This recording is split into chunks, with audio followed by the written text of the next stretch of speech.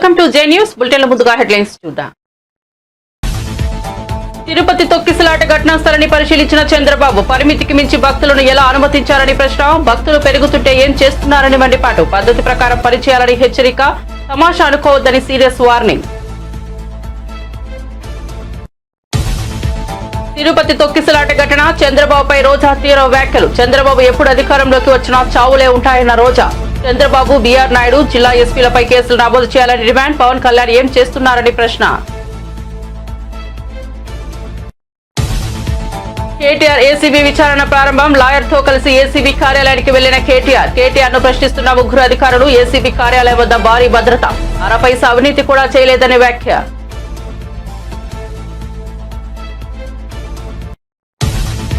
త్వరలో స్థానిక సంస్థల ఎన్నికలు ఉంటాయన్న రేవంత్ రెడ్డి. కాంగ్రెస్ రాజకీయ వ్యవహారాల కమిటీ సమావేశంలో రేవంత్ రెడ్డి. నేతలు, కార్యకర్తలు పథకాలను ప్రజల్లోకి తీసుకెళ్లాలని పిలుపు.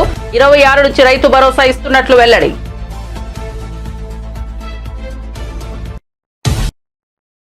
ఇక వార్త వివరాల్లోకి వెళ్తే, తొక్కిసలాట ఘటనలో క్షతగాత్రులను పరామర్శించేందుకు సీఎం చంద్రబాబు తిరుపతికి చేరుకున్నారు. ముందుగా ఆయన తొక్కిసలాట బైరాగిపట్టణ ప్రాంతాన్ని పరిశీలించారు. ఈ క్రమంలోనే ఆయన టీటీడీ ఈవో, కలెక్టర్, ఎస్పీ అధికారులపై సీరియస్ అయ్యారు. అనంతరం ఆయన మాట్లాడుతూ ఏదైనా ఒక పని బాధ్యత తీసుకున్న వారు సక్రమంగా నెరవేర్చాలని అన్నారు. ఇక నుంచైనా పద్ధతి ప్రకారం పనిచేయడం నేర్చుకోవాలని హితవు పలికారు. టోకెన్లు జారీ చేసే కౌంటర్ వద్ద 2000 మంది మాత్రమే పడతారని అనుకున్నప్పుడు 2500 మందిని ఎలా లోనికి పంపించారని అధికారులను ఆయన ప్రశ్నించారు. ఈ క్రమంలో స్పందించిన అధికారులు, భక్తులు కూర్చున్నప్పుడు పరిస్థితి అంతా బాగానే ఉందని తెలిపారు. బయటకు వదిలేసినప్పుడు ఒక్కసారిగా పరిస్థితి అదుపు తప్పిందని సీఎంకు వివరణ ఇచ్చారు. దీంతో సీఎం చంద్రబాబు నో ఎక్స్ప్లెనేషన్ అంటూ వారిపై సీరియస్ అయ్యారు.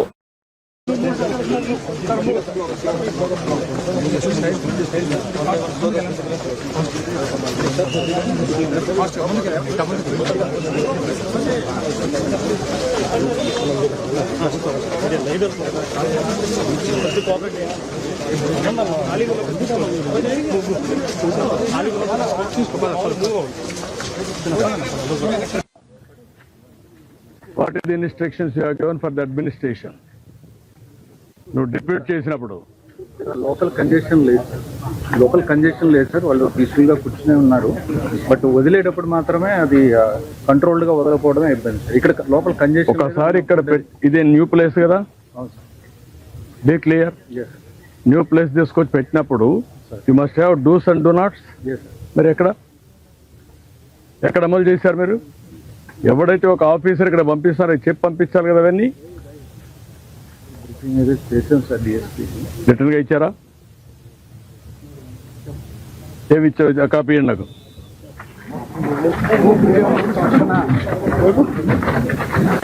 చేయాలి. అక్కడ దగ్గరలో ఉందని తీశారు. గేట్ దగ్గరలో తీశారు. గేట్ దగ్గర అవునాయా? నీకు ఇంతమంది క్రౌడ్ ఉన్నప్పుడు నువ్వు గేట్ తీసినప్పుడు అది మెయిన్ గేట్ తెలుసా నీకు? హ్యూమన్ సైకాలజీ అర్థం చేసుకున్నావా? యాజ్ కలెక్టర్ హ్యూమన్ సైకాలజీ ఏంటి? దర్శనానికి పోవాలి, టికెట్లు కావాలి, అందుకు వచ్చి వెయిట్ చేస్తున్నారు, ప్యానిక్ గా ఉంటారు. అర్జెన్సీ వచ్చింది, అనౌన్స్మెంట్ చేయాలి.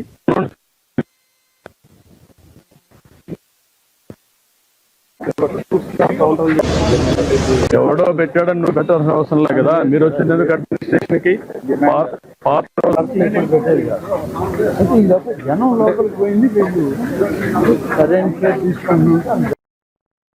శ్రీవారి వైకుంఠ ద్వార దర్శనం టోకెన్ల జారీ కేంద్రం వద్ద దురదృష్టవశాత్తు 6 భక్తులు మృతి చెందడం బాధాకరమని టీటీడీ చైర్మన్ బీఆర్ నాయుడు అన్నారు.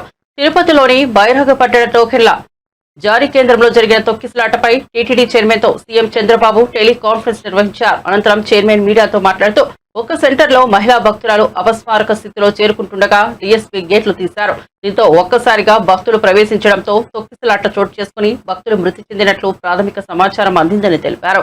మరో 25 మంది వరకు క్షతగాత్రులు ప్రభుత్వ రుయా స్విమ్స్ ఆసుపత్రిలో చికిత్స పొందుతున్నారని చైర్మన్ వివరించారు.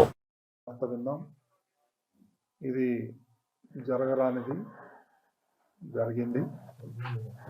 ఇప్పుడే ముఖ్యమంత్రి శ్రీ చంద్రబాబు నాయుడు గారు పెట్టారు. అందులో ఆయన ఈ అధికారుల మీద తీవ్ర అసంతృప్తి వ్యక్తం చేశారు. ఇలాంటివి జరగటం దురదృష్టకరం అని చెప్పి ముఖ్యమంత్రి గారు చెప్పడం జరిగింది. కొంత అడ్మినిస్ట్రేషన్ వల్ల ఇది జరిగిందనే అనుమానం ఉంది. ఒక సెంటర్లో మాత్రం ఈ అక్కడ ఉన్నటువంటి డిఎస్పి గేట్ తెరవటం, ఇమ్మీడియట్ గా అందరూ తోసుకొని రావటం వల్ల ఈ తొక్కిసలాట్లు జరిగింది. అందులో 6 మంది చనిపోయినట్టు వార్తలు వస్తున్నాయి. ఒక్క బాడీ మాత్రం ఐడెంటిఫై అయింది, మిగిలిన వాళ్ళు ఇంకా ఐడెంటిఫై అవ్వాల్సిన అవసరం ఉంది. అదేవిధంగా రేపు ముఖ్యమంత్రి గారు ఇలాంటి అందరం సమిష్టిగా ఇలాంటివి జరగకుండా చూడాల్సిన బాధ్యత అందరి మీద ఉంది. అదేవిధంగా ఎస్గ్రేషియా కూడా రేపు ముఖ్యమంత్రి గారు తిరుపతి తొక్కిసలాట ఘటనపై వైసీపీ మాజీ మంత్రి రోజా మీడియాతో మాట్లాడుతూ ఆసక్తికర వ్యాఖ్యలు చేశారు. తెలంగాణలో సంధ్యా థియేటర్ ఘటనపై అల్లు అర్జున్ పై పెట్టినట్లుగా తిరుపతి తొక్కిసలాట ఘటనపై కేసులు ఎందుకు పెట్టడం లేదంటూ ఈ వివాదాన్ని మరో మలుపు తిప్పారు. సీఎం చంద్రబాబు, టీటీడీ, ఎస్సీ కింది స్థాయి అధికారులే బాధ్యత వహించాలని వైసీపీ మాజీ మంత్రి రోజా డిమాండ్ చేశారు.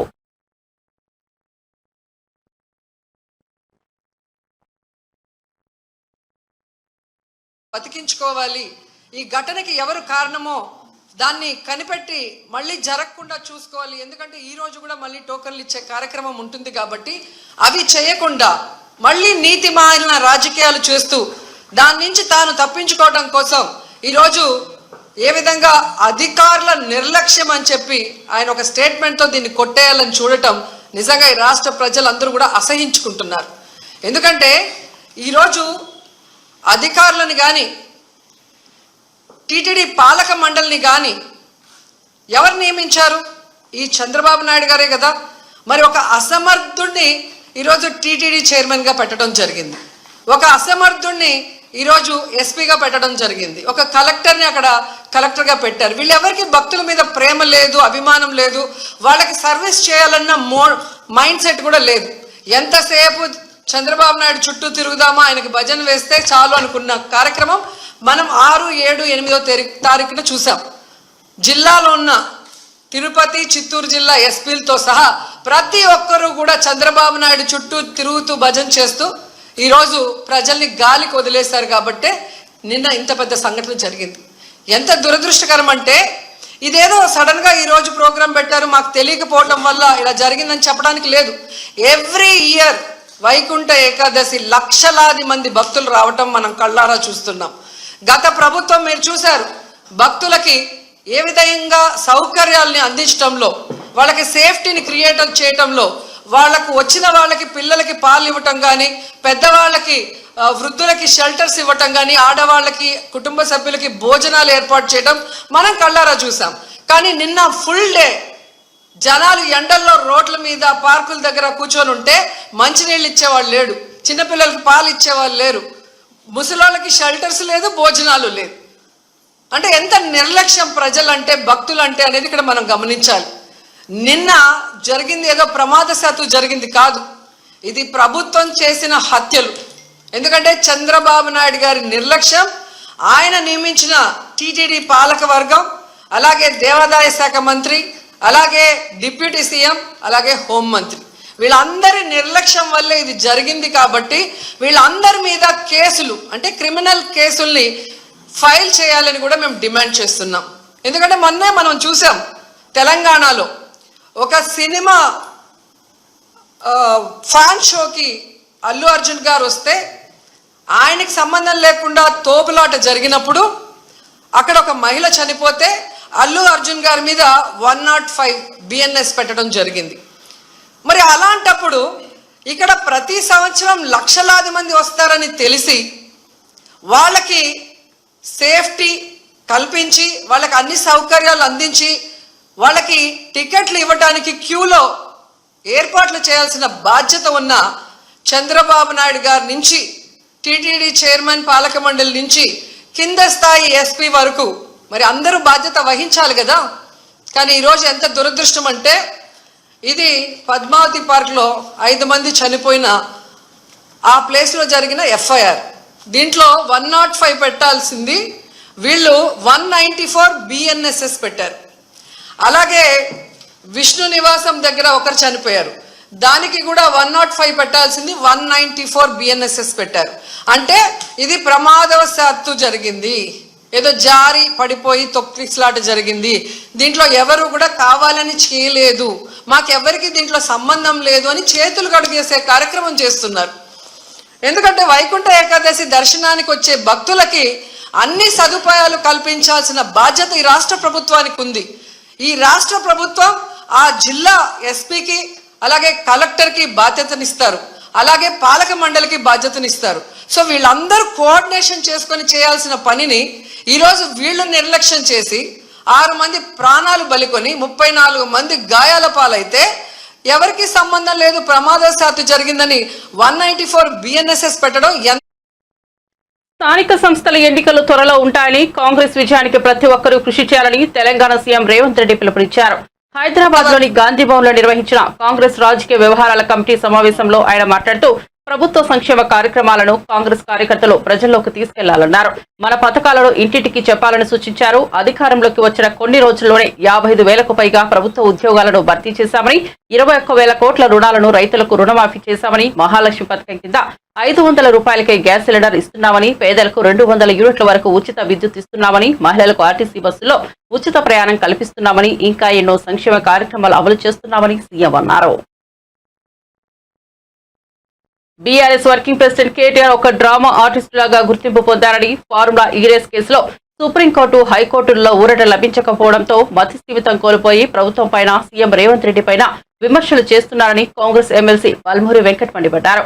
ఫోన్ ట్యాపింగ్ విషయంలో ఆర్థిక రాజకీయ అంశాలను చేర్చి దోపిడీకి తెరలేపిందే కేటీఆర్ అని విమర్శించారు. కేటీఆర్ చేసిన అక్రమాలకు ఇప్పుడు కొంతమంది ఐఏఎస్ అధికారులు ఇబ్బందులు పడుతున్నారన్నారు. ఏసీబీకి పూర్తి స్థాయిలో సహకరించి నిర్దోషిత్వాన్ని నిరూపించుకోవాలన్నారు. కరీంనగర్ అక్రమ ఇసుక రవాణా చేసింది మీ తమ్ముడు, మీ బాబాయ్ కాదా అని కేటీఆర్ ను ప్రశ్నించారు. లిక్కర్ స్కామ్ లో చెల్లి కవిత ఇరుక్కుని ఊచలు లెక్క పెట్టింది నిజం కాదా అని నిలదీశారు. ప్రభుత్వ శాఖల్లో కేటీఆర్ చేసిన అవినీతి చిట్టాను ఒక్కొక్కటిగా వెలుగులోకి తెస్తున్నామన్నారు. తారక రామారావు అలియాస్ డ్రామారావు ఈరోజు ఒక ఫ్రస్ట్రేషన్ కి లోనై హైకోర్టుకి పోయిండు ఊరట లభిస్తుందని లభించలే, సుప్రీంకోర్టుకి పోయిండు అక్కడికి వెళ్ళి కూడా ఊరట లభించలే. ఆ ఫ్రస్ట్రేషన్ మరింత ఎక్కువైపోయి మతిస్థిమితం కోల్పోయి ఏం మాట్లాడుతుండో అర్థం కాకుండా ఏది పడుతుంది మాట్లాడుతుండో. అసలు నిజంగా నీకు తెలంగాణ రాష్ట్రం పట్ల గానీ హైదరాబాద్ పట్ల అభివృద్ధి పట్ల నీకు చిత్తశుద్ధే ఉండింటే ప్రొసీజర్ ప్రకారంగా చేయాల్సిన స్కీమ్ ని ప్రొసీజర్ ప్రకారంగా కాకుండా లోపాయిక ఒప్పందాలు చేసుకున్నామనే ఒక ఆరోపణలు నీపైన వచ్చినప్పుడు దానిపైన స్పష్టత తీయాల్సిన ఒక బాధ్యత గల పదవిలోనే నీపైన ఉంటుంది. అవన్నీ పక్కన పెట్టి ఈ రోజు కుటుంబాల గురించి మాట్లాడుతున్నాం. బామర్దులు మీరు ఇద్దరు కలిసి ఇరిగేషన్ లో ఎన్ని స్కాములు చేసారో నీకు గుర్తులేదా? లేదా హైదరాబాద్ చుట్టుపక్కల రంగారెడ్డి, మేడ్చల్ జిల్లాలో అడ్డగోలుగా జియోలు ఇచ్చి ప్రభుత్వ భూముల్ని ఏదైతే సంబంధించి ప్రైవేట్ రంగానికి బిల్డర్స్ కి కట్టబెట్టి దోచుకున్న విషయాన్ని మీరు మర్చిపోయినరా? మీరు చేసిన అక్రమాలకి ఈ రోజు కొంతమంది ఐఏఎస్ ఆఫీసర్లు పడుతున్న ఇబ్బందులు మీ కళ్ళకి కనబడతలేవా? లేదా మీ తమ్ముడు, మీ బాబాయ్ కలిసి కరీంనగర్ జిల్లాలో ఏదైతే అక్రమ ఇసుక రవాణా చేసిన విషయాల గురించి నీకు గుర్తుకు లేదా? లేకపోతే మీ యొక్క చెల్లె ఈ రోజు లిక్కర్ స్కామ్ లో ఇరుక్కొని ఏదో కటకటాల్లోకి వెళ్ళొచ్చిన విషయాన్ని నువ్వు మర్చిపోయినవా? లేదా మీ తండ్రి కాదు అదాని తోటి ఛత్తీస్గఢ్ ఎలక్ట్రిసిటీ ఏదైతే ఒప్పందాలు అక్రమ ఒప్పందాలు చేసుకొని ఈ రోజు దానిపైన ఎంక్వైరీ నడుస్తున్న విషయాల గురించి నువ్వు మర్చిపోయినవా? లేదా ఏదైతే ఇతరుల ప్రైవేట్ ఫోన్ కన్వర్జేషన్స్ విని దాని ద్వారా కూడా ఏదైతే రాజకీయ ఆర్థిక లాభం పొందే ఒక ప్రయత్నాలు మీ కుటుంబం మీరు చేసిన మాటలు వాస్తవం అనేది మీరు మర్చిపోయినరా? అవన్నిటినీ మర్చిపోయి ఈ రోజు గౌరవ ముఖ్యమంత్రి గారి గురించి మాట్లాడే అర్హత నీకుందా? ఒకసారి నువ్వు పునరాలోచించుకో. ఇప్పటికన్నా నీకు చిత్తశుద్ధి ఉంటే 10 ఏళ్లుగా ఐటీ రంగంలో హైదరాబాద్ ని అభివృద్ధి పదంలో ముందుకు తీసుకుపోయినా ఒక బోగస్ ప్రచారం చేసినావు. ఆ ప్రచారం అంతా ఈ రోజు తిప్పి కొడుతూ ఒక్కొక్కటిగా నువ్వు చేసిన అవినీతి చిట్టాలు, ఏ స్కీమ్ తీసుకొచ్చినా ఒక స్కామ్ ద్వారా ఆలోచించి స్కీమ్ తీసుకొచ్చిన అనే విషయాలు ఈ రోజు బయటికి వస్తుంటే ఏది పడితే మాట్లాడుతున్నావు. ఇప్పటికన్నా నీ డ్రామాలు ఆపి ఏసీబీ విచారణలో నువ్వు మొత్తం కూడా సహకరించి. ఫార్ములా ఈ కార్ రేస్ కేసులో BRS working president KTR Hyderabad Banjara hills లోని ఏసీబీ ఆఫీస్ లో విచారణకు హాజరయ్యారు. జాయింట్ డైరెక్టర్ రితిరాజ్ పర్యవేక్షణలో దర్యాప్తు అధికారి డీఎస్పీ మజీద్ ఆయనను విచారిస్తున్నారు. హైకోర్టు అనుమతి ఇవ్వడంతో కేటీఆర్ వెంట ఆయన లాయర్ రామచంద్రరావు సైతం హాజరయ్యారు. విచారణ గదిలో సీసీటీవీ ఫుటేజ్ ను లైబ్రరీ గదిలో కూర్చొని చూసేలా ఏర్పాట్లు చేశారు. ఈ కేసులో ఫిర్యాదుదారు దానకిషోర్, A2 నిందితులు ఐఏఎస్ అరవింద్ కుమార్ ఇచ్చిన వాంగ్మూలాలు, హైదరాబాద్ మచిలీపట్నంలోని గ్రీన్ కో అనుబంధ సంస్థలో నిర్వహించిన సోదాలతో పాటు తాము సేకరించిన ఆధారాలపై కేటీఆర్ ను ప్రశ్నిస్తున్నట్లు సమాచారం. ముఖ్యంగా ఈ వ్యవహారంలో ఒప్పందాలు, చెల్లింపులు అన్ని మంత్రి కేటీఆర్ కనుసన్నల్లోనే జరిగాయని నిన్నటి ఏసీబీ విచారణలో అప్పటి మున్సిపల్ శాఖ స్పెషల్ సీఎస్ గా వ్యవహరించిన అరవింద్ కుమార్ చెప్పినట్లు తెలుస్తోంది. తిరుపతిలో తొక్కిసలాట జరిగి 6 భక్తులు మృతి చెందడంపై మాజీ మంత్రి వైసీపీ అగ్రనేత గుడివాడ అమర్నాథ్ స్పందించారు. గురువారం విశాఖలో మీడియా సమావేశం నిర్వహించారు. ఈ సందర్భంగా కూటమి ప్రభుత్వంపై అమర్నాథ్ తీవ్ర విమర్శలు చేశారు. తిరుపతి తొక్కిసలాట ఘటన బాధాకరమని అన్నారు. ఈ ఘటన చాలా దురదృష్టకరం, దీనికి ప్రభుత్వం బాధ్యత వహించాలన్నారు. ఎక్స్గ్రేషియా ₹1 ప్రకటించాలని డిమాండ్ చేశారు. లడ్డూని రాజకీయం చేశారు, అందుకే ఇలాంటి పరిణామాలు జరుగుతున్నాయని భక్తులు భావిస్తున్నారని అన్నారు. ఇందుకు కారణమైన వారి మీద కఠినంగా చర్యలు తీసుకోవాలని కోరారు. వైకుంఠ ద్వారా దర్శనం చేసుకోవాలనుకున్నటువంటి ఆ కుటుంబాలు చివరికి వైకుంఠానికి వెళ్ళిపోయినటువంటి పరిస్థితులు నిన్న రాష్ట్ర వ్యాప్తంగా, దేశవ్యాప్తంగా అలా తిరుమల తిరుపతి దేవస్థానంలోనే ఒక బ్లాక్ డేగా దీన్ని అభివర్ణించాల్సినటువంటి అవసరం ఉంది. గడిచినటువంటి 7 మాసాలుగా తెలుగుదేశం పార్టీ కూటమి ప్రభుత్వం అధికారంలోకి వచ్చిన దగ్గర నుంచి అనేక ప్రభుత్వం తీసుకోవాల్సినటువంటి నిర్ణయాలు లేదా ప్రజలకి అనుకూలంగా తీసుకోవాల్సినటువంటి నిర్ణయాల్లో అన్నీ కూడా ప్రజా వ్యతిరేక కార్యక్రమాలు చేసి, ప్రజా వ్యతిరేక నిర్ణయాలు చేసి, దాని మీద వారికి వస్తున్నటువంటి చెడ్డ పేరుని ఏ రకంగా దాని నుంచి బయటపడాలన్నటువంటి ఉద్దేశంతో అనేక డైవర్షన్ పాలిటిక్స్ చేసుకున్నటువంటి సందర్భంలో గతంలో జూన్, జూలై మాసాల్లో అత్యంత పవిత్రమైనటువంటి తిరుమల తిరుపతి దేవస్థానానికి సంబంధించినటువంటి లడ్డూ విషయంలో ఏ రకంగా రాజకీయంగా దాన్ని వాడుకున్నారు అన్నటువంటిది కూడా మనం చూసాం. చివరికి జరుగుతున్నటువంటి పరిణామాలు, నిన్న జరిగినటువంటి ఘటన, రాష్ట్ర వ్యాప్తంగా కోట్లాది మంది తిరుమల తిరుపతి దేవస్థానానికి సంబంధించినటువంటి వెంకటేశ్వర స్వామి భక్తులు, అలాగే దేశవ్యాప్తంగా ప్రపంచంలోనే అత్యంత పవిత్రమైనటువంటి హిందూ దేవాలయం తిరుమల తిరుపతి దేవస్థానం. దాదాపు రోజుకి 80,000 నుంచి 1,00,000 మంది భక్తులు దర్శనానికి వచ్చేటువంటి అతి పవిత్రమైనటువంటి దేవాలయం. మరి ముఖ్యంగా ముక్కోటి ఏకాదశి అంటే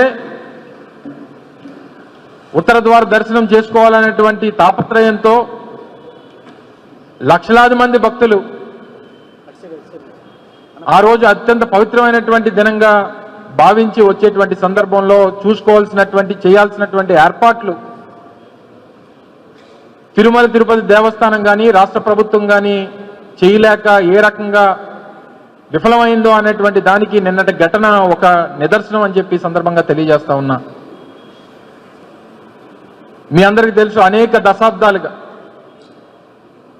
తిరుమల తిరుపతి ముక్కోటి ఏకాదశి వైకుంఠ ద్వార దర్శనం అంటే సహజంగా ఏ రోజైతే ముక్కోటి ఏకాదశి ఉంటుందో ఆ ఒక్కరోజు మాత్రమే అవకాశం ఉండేది.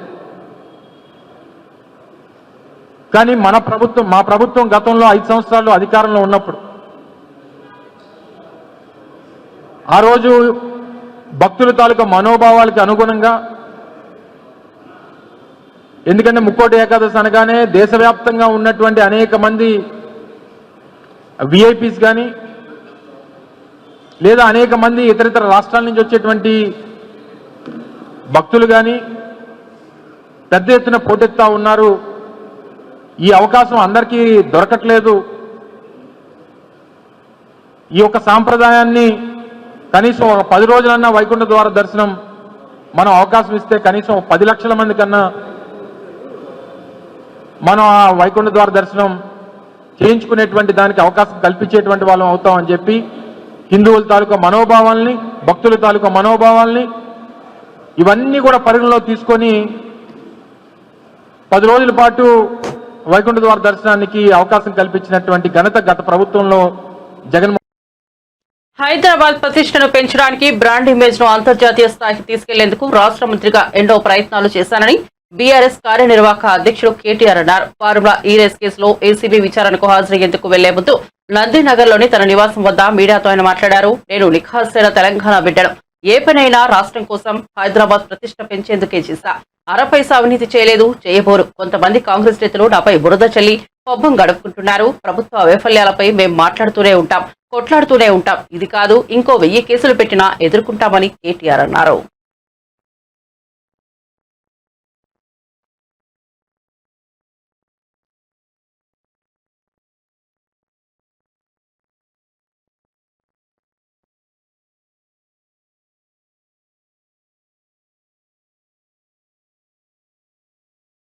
ఒక ప్రధానమైన నగరంగా ప్రపంచ దృష్టిని ఆకర్షించే స్థాయికి తీసుకొచ్చే విధంగా పనిచేశాం. మేము 9.5-10 ఏళ్ల కాలంలో మా ప్రభుత్వం ఉన్నప్పుడు మా బావమరుదులకు 1137 కోట్ల కాంట్రాక్ట్లు చేయలేదు.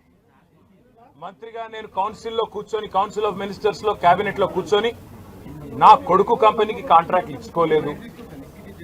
లేదా నేను ల్యాండ్ క్రూజర్ కార్లు కొనుక్కోలేదు. ఆ పనులు రేవంత్ రెడ్డి గారు, ఆయన మంత్రివర్గ సహచరులు, ఆ సాగు తెలివితేటలు, ఆ అవినీతి తెలివితేటలు వాళ్ళకే ఉన్నాయి. నేను 50 లక్షల రూపాయలతో ఎమ్మెల్యేలను కొనుగోలు చేయడానికి పోయి దొరికిపోయిన దొంగను కూడా కాదు. నేను నిఖార్సైన తెలంగాణ బిడ్డను. ఏ పని చేసినా తెలంగాణ కోసం, హైదరాబాద్ ప్రతిష్టలు పెంచడం కోసం చేశాను.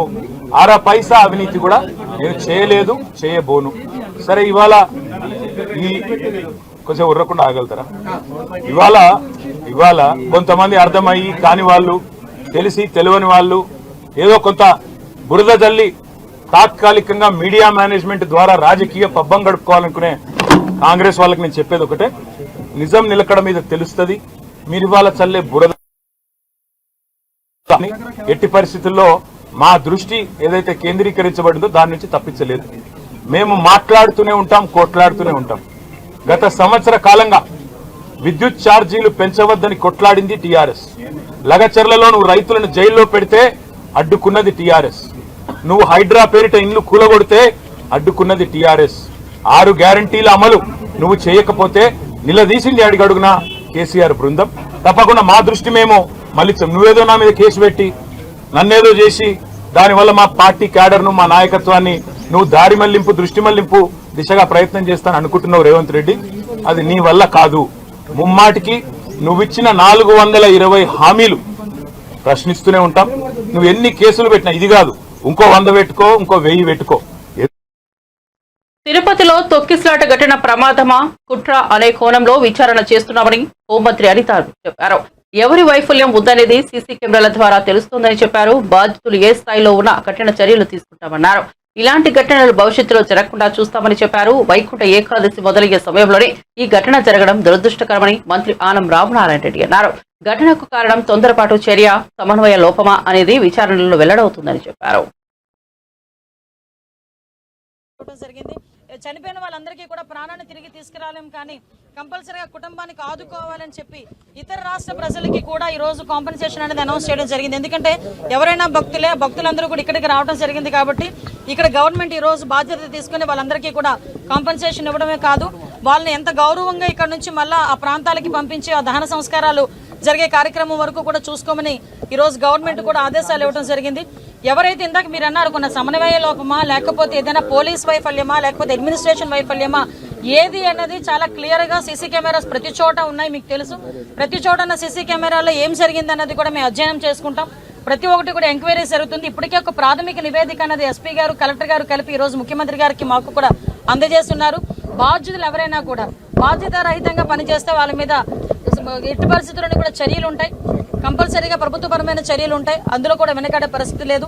ఫర్దర్ గా ఇటువంటి సంఘటనలు జరగకుండా చూసుకునే బాధ్యత కూడా తీసుకుంటాం. ఎప్పుడు లేని విధంగా ఎప్పుడు ప్రతిసారి వస్తూనే ఉంటారు లక్షలాది మంది ప్రజలు. ఇంకొంచెం ఇంకా చాలా ఎక్కువ మంది వచ్చారు. దానికి తగ్గట్టుగానే ఈ రోజు అన్ని ఏర్పాట్లు కూడా చేసుకున్నాం.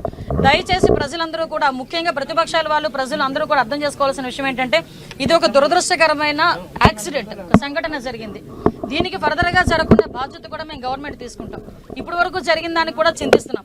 టీటీడీ కూడా ప్రకటించింది 9 రోజులు కూడా ఉత్తర ద్వార దర్శనం ఇస్తామని చెప్పి టీటీడీ కూడా ప్రకటించడం జరిగింది.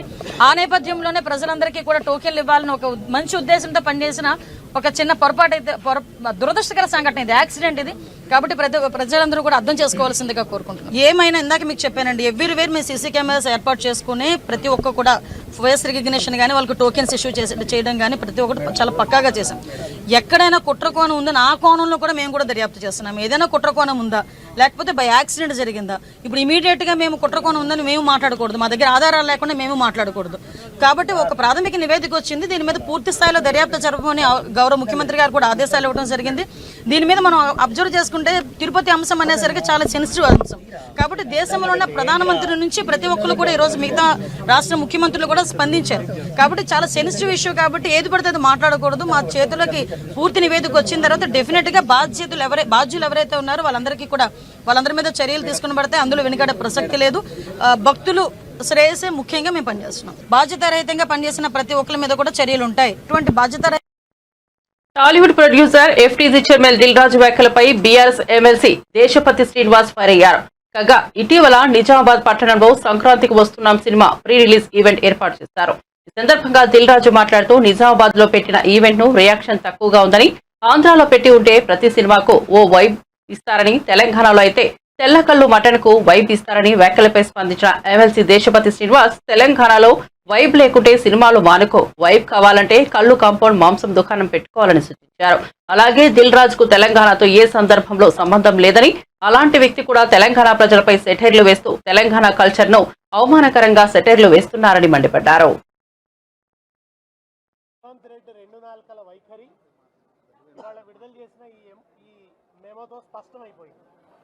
మొన్నటిదాకా చాలా భీషణ ప్రతిజ్ఞలు చేశాడు.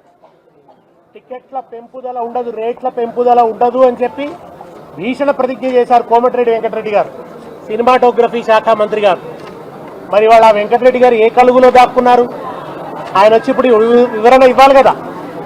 ఎందుకు గేమ్ చేంజర్ సినిమా విషయానికి వచ్చేటప్పటికీ మీరు రేట్ల పెంపుదలకు ఎందుకు అవకాశం ఇచ్చారు, ఎందుకు మెమో జారీ చేశారు, ఆయన ఒక్కడికి ప్రత్యేకమైన ప్రివిలేజ్ ఏమిటి, ఎవరికి ప్రివిలేజ్లు ఉండవు అని అసెంబ్లీలో ప్రకటించారు గౌరవ ముఖ్యమంత్రి గారు.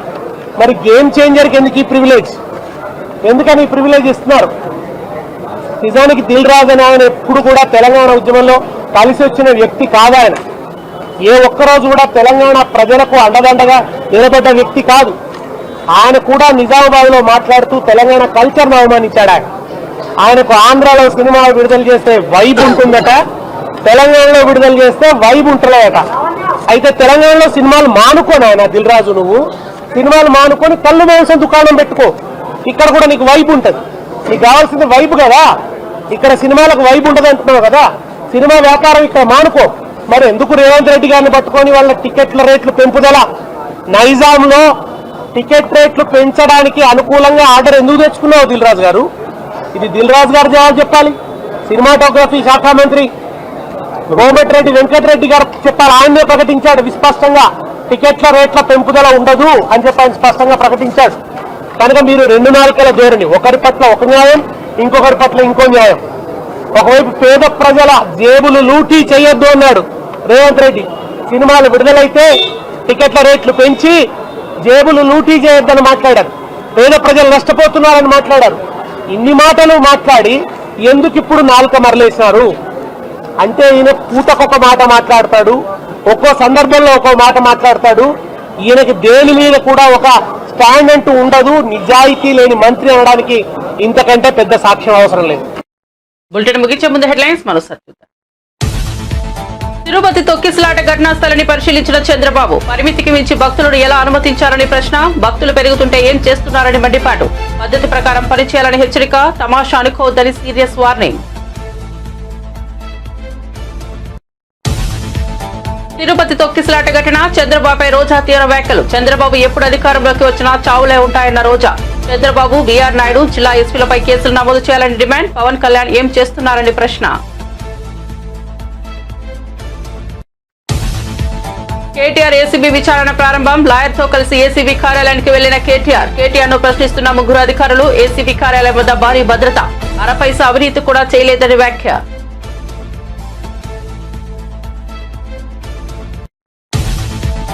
త్వరలో స్థానిక సంస్థల ఎన్నికలు ఉంటాయన్న రేవంత్ రెడ్డి. కాంగ్రెస్ రాజకీయ వ్యవహారాల కమిటీ సమావేశంలో రేవంత్ రెడ్డి నేతలు కార్యకర్తలు పథకాలను ప్రజల్లోకి తీసుకెళ్లాలని పిలుపు. 26 నుంచి రైతు భరోసా ఇస్తున్నట్లు వెల్లడి. మరిన్ని అప్డేట్స్ కోసం చూస్తూనే ఉండండి జే న్యూస్.